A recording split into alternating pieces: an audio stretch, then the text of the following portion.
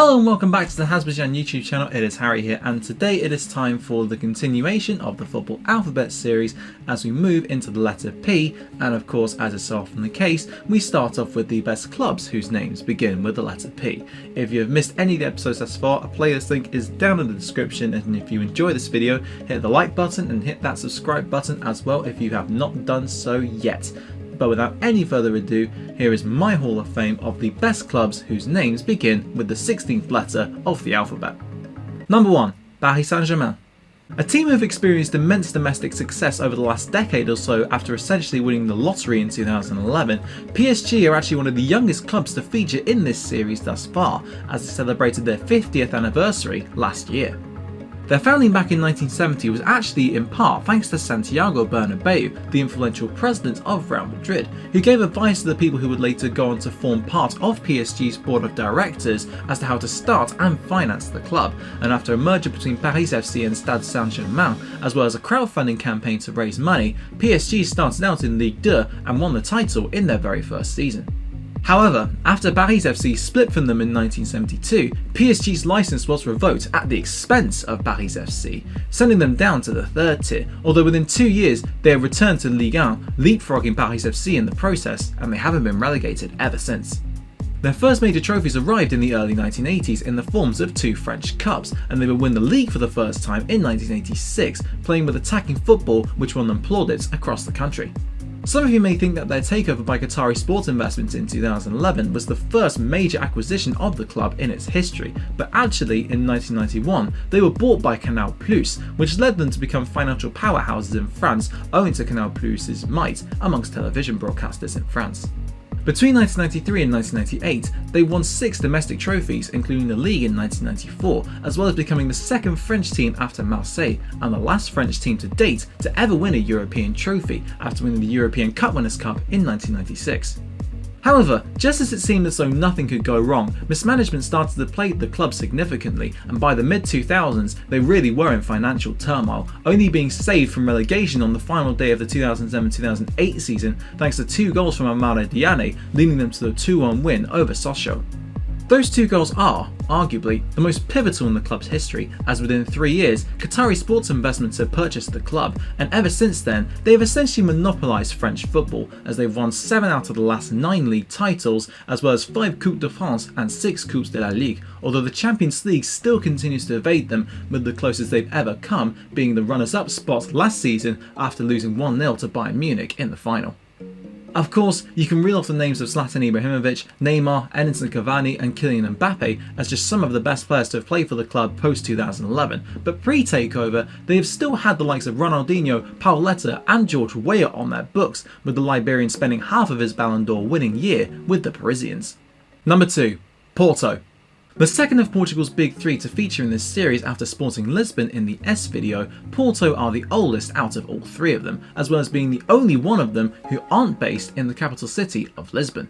Created in 1893, the club actually went inactive for 12 years between 1894 and 1906 after their founder, Antonio Nicolau de Almeida, lost interest in running the club owing to family pressure, but José Monteiro da Costa would rescue it in 1906, and from then on they set about establishing themselves amongst Portugal's elite. They would win 4 Campeonato de Portugal titles between 1922 and 1937, but the crowning moment came in 1935 when, in the first ever season of the Primeira Liga, they won 10 out of their 14 matches to finish in first place. However, up until 1977, it didn't look like they would form a part of Portugal's so-called Big 3, since they'd only won 4 titles in 42 years up to that point, but after José Maria Pedroto's appointment in 1976 as manager, the club's fortunes turned drastically. By the end of the 1980s, they had added 6 league titles to their trophy cabinet, as well as triumphing on the biggest stage of all, namely the European Cup, in 1987, after beating Bayern Munich in the final 2-1, with both of their goals being scored in the space of just 2 minutes to turn the game on its head. It wasn't a flash in the pan either, as during the 1990s, they lifted every Primeira Liga title on offer to them barring just 2, including 5 in a row between 1995 and 1999, with the first 2 of those in that run coming under the management of the legendary Sir Bobby Robson. 11 more league titles in the 21st century bring their total up to 28, only behind Benfica in the overall standings, but they beat the Lisbon outfit in terms of overall European trophies won, after winning the Champions League in 2004 under Jose Mourinho and the UEFA Cup in 2003, as well as the Europa League under André Villas-Boas in 2011. Some of the best players to have turned out for the Estadio do Dragão outfit include the likes of Ricardo Carvalho, who would later go on to play for Chelsea and Real Madrid, Deco, who would later star for Barcelona as well as Chelsea, Teofilo Cubillas, Peru's World Cup star of the 1970s, Mario Jardel, who had a phenomenal goal-scoring rate whilst at Porto, and Pepe, the absolute nutcase, who went on to spend 10 very successful years at Real Madrid. Number 3. Palmeiras. Much like Portugal, Brazil have a very select collective of hugely successful clubs, but in their case it totals 12, and Palmeiras well and truly fall under the brackets of the so-called Big 12. They were established in 1914 as Palestra Italia, and unsurprisingly considering their name, it was a group of Italian students who had emigrated to Brazil who brought the club into being, with the aim of creating a club who could challenge and perhaps enter into the established elite. They more than succeeded in their aim, and nowadays they are allegedly supported by as many as 18 million people worldwide.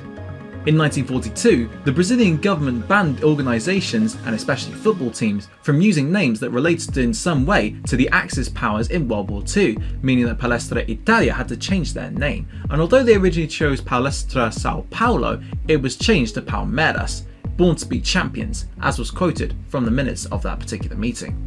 Immediately after this, they met Sao Paulo in the final of the regional championship, who were trying to claim the rights to the name Palestra Italia, and in an act of defiance, Palmeiras' squad brought a Brazilian flag with them onto the pitch, but upon a penalty being given in their favour when they were already 3-1 up, Sao Paulo's players left the pitch. A newspaper headline subsequently ran, quote, "A leader dies, a champion is born." They have definitely lived up to that billing, and to date they have won 24 regional championships and 10 National League titles, the most recent of which coming in 2018, making them the most successful team in Brazilian Serie A history. On the continental front, they've won 2 Copa Libertadores titles, once in 1999 and the other just a few weeks ago after they beat Santos in the delayed 2020 final.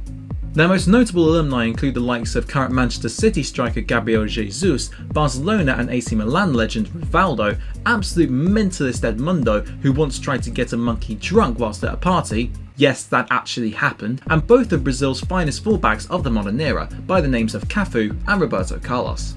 Number 4. PSV Eindhoven. PSV Eindhoven are the club of the Philips Company, as back in 1910 they wanted to give their employees something to do, but that particular club, which was established in the aftermath of that decision, was disbanded owing to internal strikes that beset the company, before a replacement was created in 1913. Although ironically enough, the company's primary headquarters nowadays are based in Amsterdam, the home of PSV's fiercest rivals, Ajax.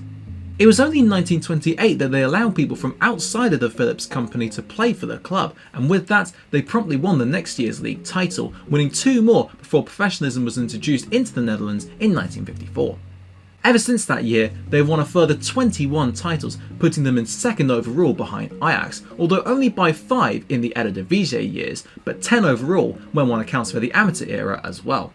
Their golden era undoubtedly came between 1986 and 1992, as with a squad that could boast the likes of Ruud Gullit, Ronald Koeman, Romario and Edek Gerrits at various stages. Under the guidance of legendary managers such as Guus Hiddink and Bobby Robson, they won 6 out of 7 league titles during that time, as well as the European Cup in 1988 after a penalty shootout win against Benfica.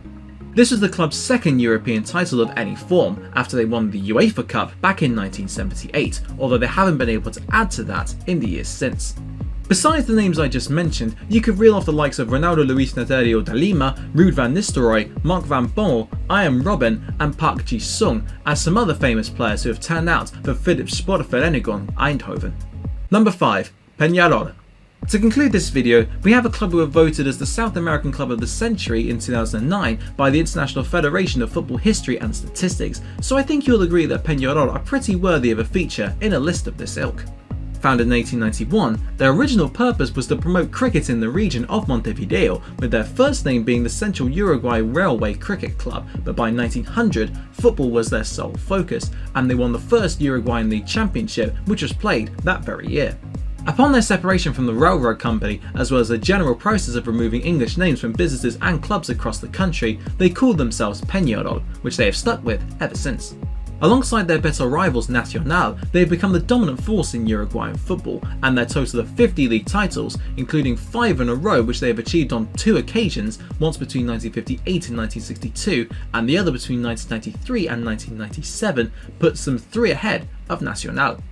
They are also powerhouses on the continental scene, as they won the first 2 Copa Libertadores tournaments in its entire history back in 1960 and 1961, the former of which they won unbeaten, and they've gone on to lift it 3 more times, as well as participate in the competition on a record 40 occasions, although they haven't lifted the trophy since 1987. But not only that, they are also powerhouses in some way on the international stage, as in 1930, when Uruguay won the inaugural World Cup, they supplied 5 players for their squad, and 20 years on, when they defied the odds to beat Brazil at the Maracanã to win their second World Cup trophy, 9 players in that squad played for Peñarol. Their yellow and black kit, which paid homage to the rocket locomotive, actually inspired a Romanian club by the name of FC Brajov to change their kit colours to yellow and black in 1966, after they played Peñarol in a friendly and one of their players took home the shirt worn by Alfredo Spencer, Peñarol's all-time top goalscorer, and proceeded to start wearing it in training sessions, which led to the coach making the decision to make it the club's permanent kit colours, which could be more easily seen on the field. That just about wraps up today's video on the football alphabet of the best clubs whose names begin with P. If you enjoyed this video, of course, hit that like button, leave your guesses down below as to which players will feature in the P video, which will come out at some point in the next couple of weeks or so, and subscribe if you have not done so already. There is also a bell next to the subscribe button which you can ring, which will notify you whenever I upload a video immediately. Thank you very much for watching, and until next time, I'll see you then.